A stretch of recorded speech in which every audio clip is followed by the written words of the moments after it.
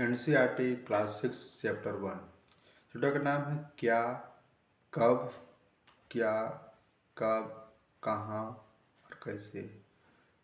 कोई घटना क्या है, कब हुआ, कहाँ हुआ और कैसे हुआ, इसके बारे में हम लोग आज जानकारी प्राप्त करेंगे।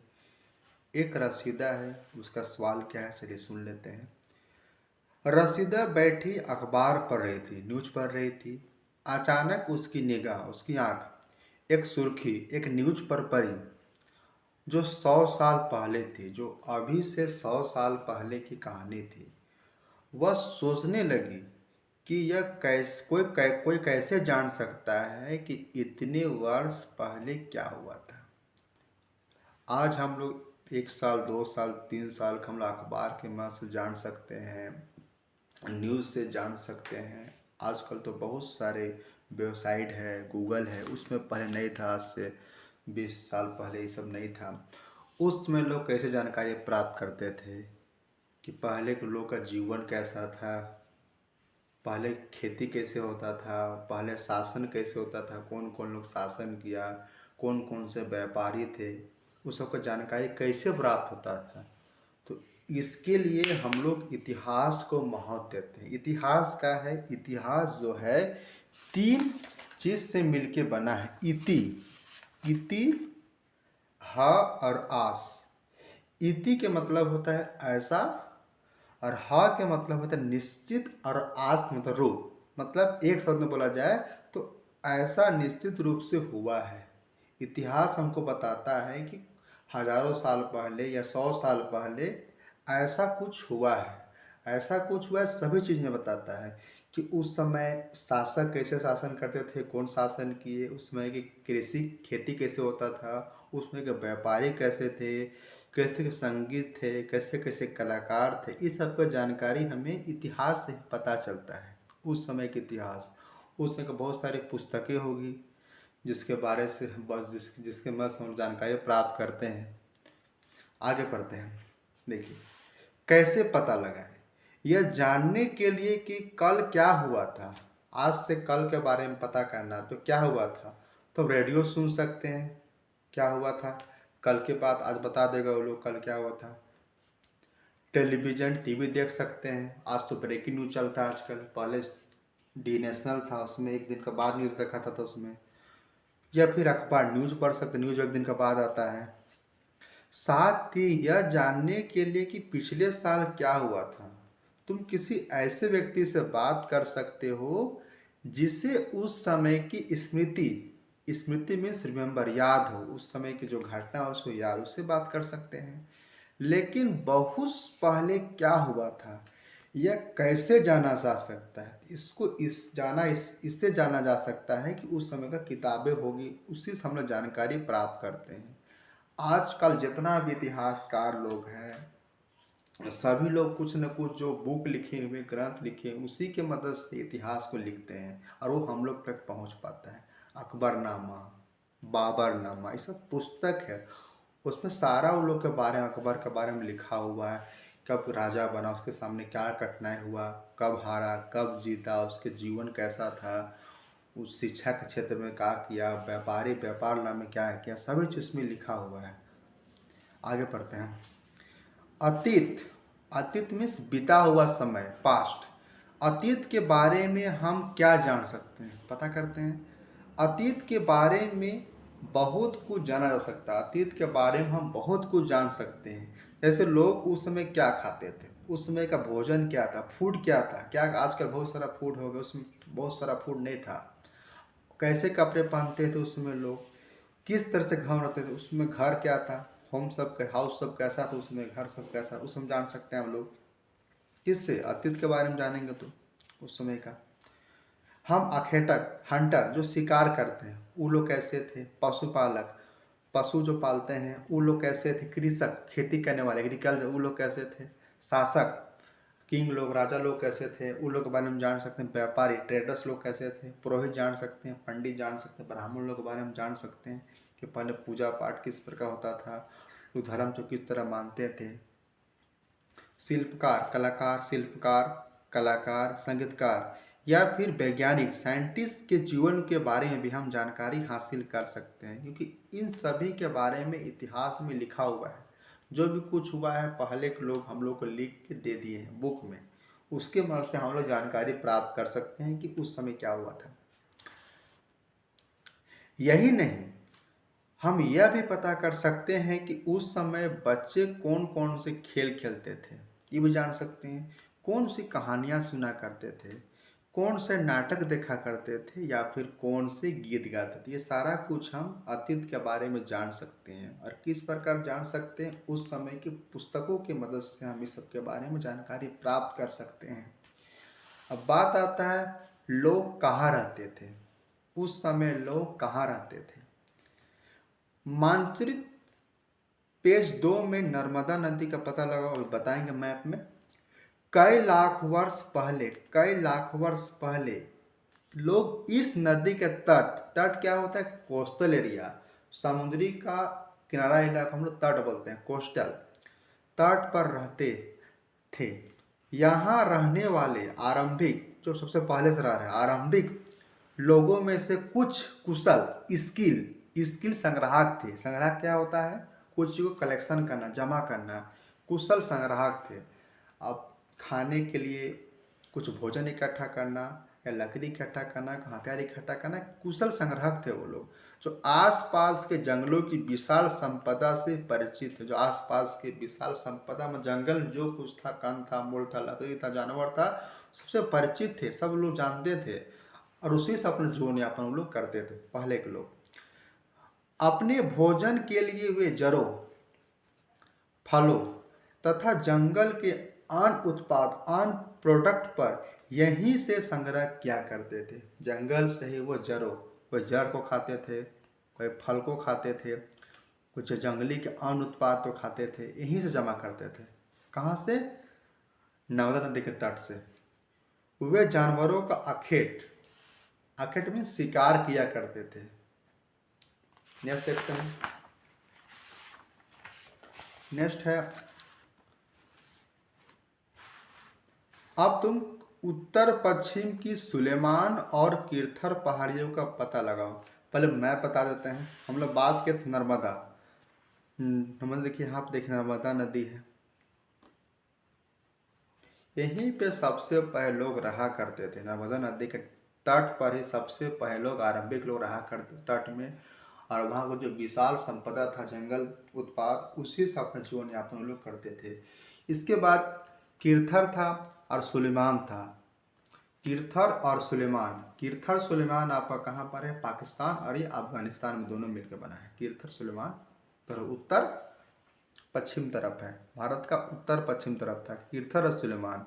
इसमें क्या हुआ, इसमें सबसे पहले गेहूं, जौ, भेड़, बकरी, गाय, बैल को सबसे पहले स्त्री पुरुष ने खेती की, एग्रीकल्चर किया। इस समय उगाया, गेहूं को, जौ को, भेड़ बकरी सब पाला ये लोग, सबसे पहले स्त्री पुरुष। कहाँ पे, कीर्थर और सुलेमान, ये सब का पहाड़ी है, पहाड़ी का नाम है। कहाँ पर है, कौन सा लोकेशन, उत्तर पश्चिम। और नर्मदा नदी में क्या हुआ, यहाँ लोग सबसे पहले लोग बसे, नर्मदा नदी के किनारे सबसे लोग बसे। वहाँ पे क्या किए वो लोग, जंगली उत्पाद को या जंगल के उत्पाद को अपना जीवन यापन किए उससे। आगे देखिए, इसी क्षेत्र में, कौन क्षेत्र, उत्तर पश्चिम के सुलेमान और कीर्थर पहाड़ियों में, इसी क्षेत्र में कुछ ऐसे स्थान हैं, कुछ ऐसे प्लेस हैं जहां लगभग 8000 वर्ष पूर्व, आज से 8000 वर्ष पहले स्त्री पुरुष ने सबसे पहले गेहूं, बता चुके, गेहूं, जौ जैसी फसलों को उपजाना, ग्रो करना शुरू किया। जो लगभग आज से 8000 साल पहले स्त्री पुरुष ने सबसे पहले उत्तर पश्चिम की सुलेमान और कीर्थर पहाड़ी में गेहूं तथा जौ जैसे फसलों को ग्रो करना हम लोग स्टार्टिंग कर दिया। उन्होंने भेड़, बकरी, गाय, बैल जैसे पशु को पालतू बनाना शुरू किया, उसको पालने लगा। किसको? भेड़, बकरी, गाय बैल को वो लोग पालतू बनाना शुरू कर दिया। ये लोग गांव में रहते थे। ये लोग कहाँ रहते थे? गांव में रहते, विलेज में रहते थे।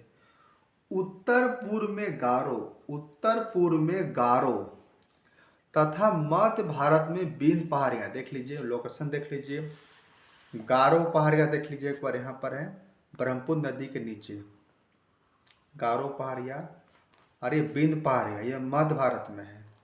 ये दोनों जगह कृषि का विकास हुआ और क्या उगाया गया?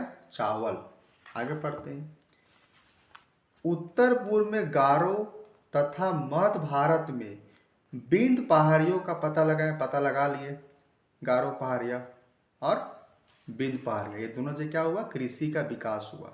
बिंद पहाड़ियाँ जो कि मध्य भारत में है, और गारो पहाड़ियाँ जो कि उत्तर पूर्व नॉर्थ ईस्ट में है।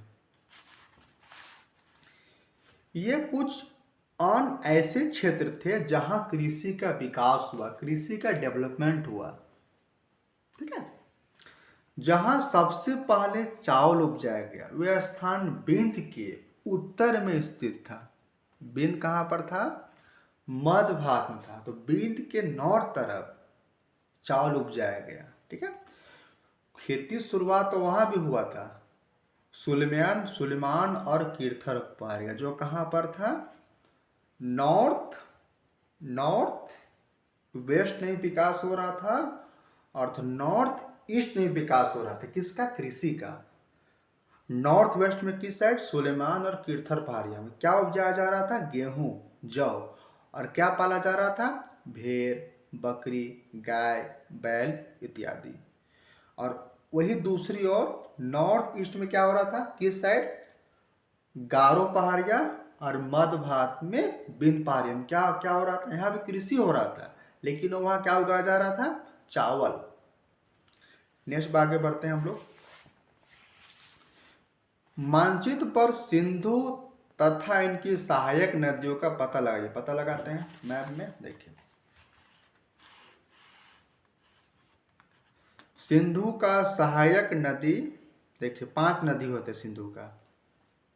झेलम है, चेनाब है, राबी है, सतलज है और ब्यास है। ये सभी सिंधु की सहायक नदियां होती है। सिंधु के सहायक नदियां कौन कौन है? देख लीजिए फिर से। झेलम, चेनाब, राबी, ब्यास, सतलज, सिंधु का ये सहायक नदियां हैं। देख लिए, आगे बढ़ते हैं। अब बात करते हैं सहायक नदियां किसको बोलते हैं। सहायक नदियां उन्हें कहते हैं जो एक बड़ी नदी में मिल जाती है। छोटी छोटी नदियां जब बड़ी नदियां मिल जाती है तो उसको का हम लोग बोलते हैं सहायक नदियां, ट्रिब्यूटरीज बोलते हैं। लगभग 4700, लगभग 4700 ईयर पूर्व इन्हीं नदियों से किनारे, कौन नदी किनारे? सिंधु नदी के किनारे कुछ आरंभिक नगर फले फूले। हम लोग सब जानते हैं सिंधु घाटी सभ्यता कब हुआ था? लगभग 4700 वर्ष पहले यहीं पर, यही नदी के किनारे आरंभिक नगर, यहाँ पर नगर बस रहे हैं। वहां पे था, कहाँ पे? नर्मदा नदी क्या, लेकिन वहां क्या था? गांव था, विलेज था। लेकिन यहाँ क्या बस रहा है? शहर बस रहा है, नगर बस रहा है। दोनों जगह लोग अपना आरंभिक नगर बसा रहे हैं। यहाँ नगर बस रहा है, वहाँ गांव बस रहा है, विलेज, दोनों में अंतर है। वहाँ 8000 साल पहले क्या हो रहा था? गांव था वहां पर, लेकिन वही समय बीतते गया। 4700 पहले क्या हुआ? नगर बस रहा है। कहाँ बस रहा है? सिंधु नदी के किनारे। गंगा व इसकी सहायक नदियों के किनारे, गंगा व इसकी सहायक नदियों के किनारे तथा समुद्री के किनारे इलाकों में नगरों का विकास लगभग 2500 वर्ष पूर्व हुआ। हम लोग विश्लेषण कर सकते हैं कि आज लगभग 8000 साल पहले उत्तर पश्चिम के सुलेमान और कीर्थर पहाड़ी में खेती शुरू हो गया। और वो लोग कहाँ रहते थे? गांव में। उसी प्रकार आगे हम लोग बढ़ते हैं तो 4700 पहले सिंधु नदी किनारे शुरू हो गया। उसके बाद देखिएगा तभी 2500 वर्ष पहले नगरों का विकास होने लगा। कहाँ होने लगा? गंगा और इसकी सहायक नदियों के किनारे। गंगा तथा इसकी सहायक नदी सोन का पता लगाइए। पता लगाते हैं सोन नदी कहाँ पर है। देखिए गंगा नदी है, इसके सहायक नदी है सोन नदी।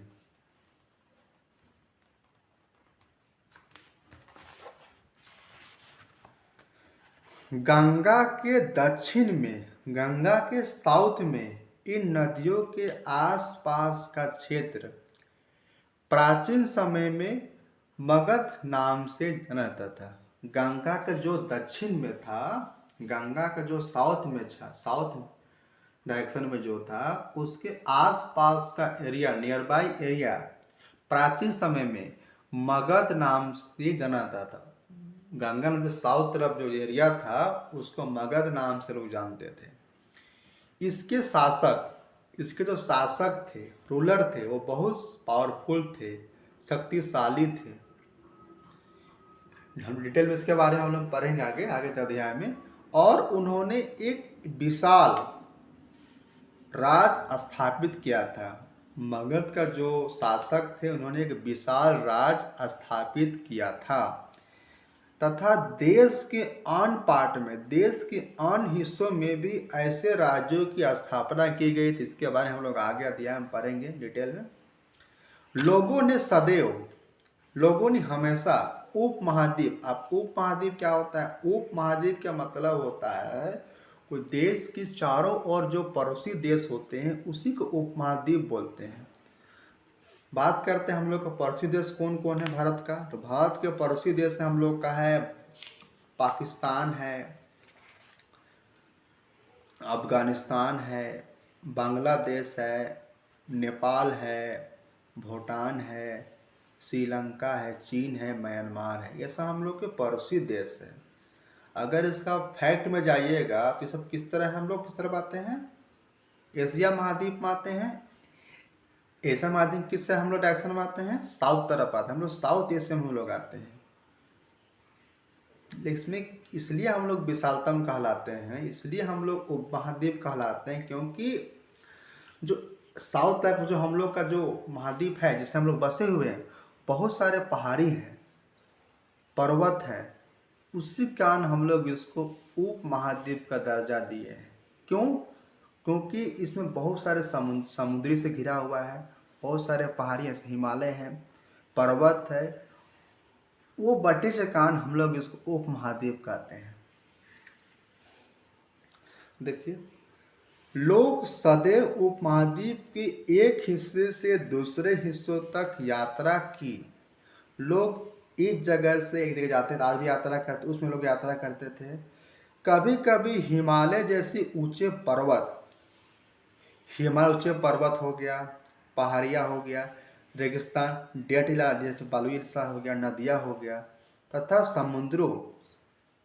समुद्रों के कारण यात्रा जोखिम भरी होती थी। ऊंचे पर्वत का पार नहीं कर सकते हैं, पहाड़ी का पार नहीं कर सकते, रेगिस्तान में कुछ सुविधा आपको था नहीं, नदी था, समुद्र के कारण जोखिम भरा होता था एक जगह से दूसरी जगह जाना। फिर भी ये यात्रा उनके लिए असंभव नहीं था, इम्पॉसिबल नहीं था। अतः कभी लोग काम के तलाश में, कभी लोग काम के, जिस तरह अभी लोग काम के तलाश में एक जगह से दूसरी जगह जाते हैं, उसी प्रकार पहले के लोग भी काम के तलाश में एक जगह से दूसरी जगह जाते थे। तो कभी प्राकृतिक आपदा, सुनामी, बाढ़ आदि आने से एक स्थान से दूसरे स्थान जाया करते, अभी लोग करते हैं। कभी कभी सेनाएं, कभी कभी आर्मी दूसरे क्षेत्र पर विजय में जीत, विक्ट्री हासिल करने के लिए भी जाती थी। कभी कभी आर्मी लोग एक जगह से दूसरी जगह जीत हासिल करने के लिए जाते थे, क्योंकि वहां भी लोग अपना साम्राज्य का विस्तार करने के लिए सेनाएं को भेजते थे और उस एरिया में जीत कर उस एरिया को अपने कब्जे में कर लेते थे।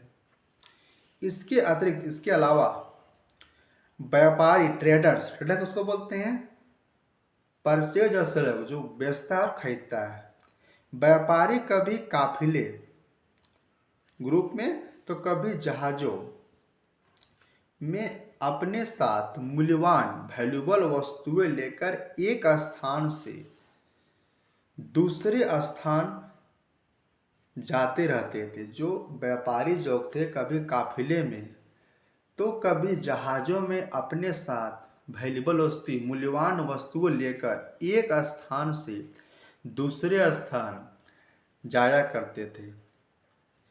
धार्मिक गुरु लोगों को शिक्षा धार्मिक गुरु लोगों को शिक्षा और सलाह देते हुए एक गांव से दूसरे गांव, एक कस्बे से दूसरे कस्बे जाया कर। धार्मिक गुरु जो थे शिक्षा अपना देने के लिए एक गांव में हो गया, फिर दूसरा गांव में गए, एक कस्बा से दूसरे कस्बा में लोग जाया करते थे।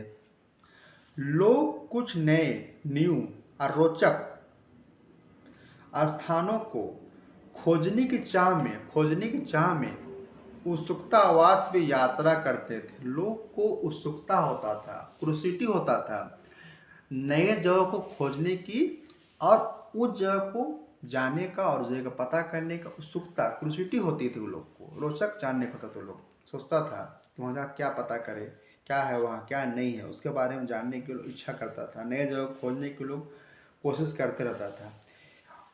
इन इन सभी यात्राओं से लोगों को एक दूसरे के विचारों को जानने का अवसर मिलता है। ये लोग जो भी यात्रा करते थे तो यात्रा करने के साथ साथ वार्तालाप भी होता होगा, तो वहाँ के विचार को, वहाँ का रहन सहन संस्कृति को भी जानते थे, पता करते थे, अपनाते थे। अब बात होता है आज लोग यात्राएं क्यों करते हैं। आज लोग यात्राएं जो पहले जो लोग करते थे काम की तलाश में, आज भी लोग काम की तलाश में करते हैं। आज भी व्यापारी लोग अपना खरीद बिक्री के लिए यात्रा करते हैं सामानों को लेके। आज भी देखिएगा तो प्राकृतिक आपदा से का लोग यहाँ से वहाँ पलायन करते हैं। जो पहले था वो अभी भी हो रहा है, बस अंतर क्या है अभी की सुविधा आपको बढ़ चुकी है पहले की अपेक्षा। पहले सुविधा था नहीं। एक बार फिर से मानचित्र एक को देखते हैं। पहाड़ियाँ, पर्वत और समुद्री इस उपमहाद्वीप को प्राकृतिक सीमा का निर्माण करते हैं। कैसे करते हैं देख लेते हैं एक बार। ये जो पूरा भाग है ये पूरा पानी से घिरा हुआ है। गुजरात से जाइएगा नीचे, यहाँ से हिंद महासागर, बंगाल पर पानी से घिरा हुआ है। हम लोग नॉर्थ साइड जाते हैं तो पूरा हिमालय पर्वत है, सुलेमान किर्थर सब है, काराकोरम सब है। ये सब क्या है, हिमालय पर्वत है, घिरा हुआ है पहाड़ियों से, पर्वत से, और समुद्री है। और उपमहाद्वीप में आपका है ना पाकिस्तान, अफगानिस्तान, चीन, नेपाल, भूटान, बांग्लादेश, म्यांमार, श्रीलंका, चीन। नेक्स्ट देखिए,